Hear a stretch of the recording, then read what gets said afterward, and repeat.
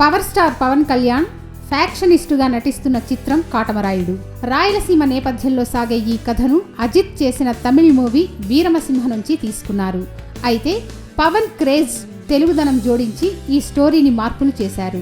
North star entertainment పతాకంపై శరత్ మరార్ నిర్మిస్తున్న ఈ సినిమా డాలీ డైరెక్ట్ చేస్తున్నారు.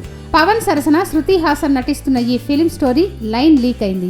ఫ్యాక్షన్ లీడర్ అయిన హీరోకు ఆడవాళ్లంటే పడదు. అంతేకాదు తన నలుగురు తమ్ముళ్లు బాగోగులు చూసుకోవాలని పెళ్లి చేసుకోకుండా ఉండిపోతాడు.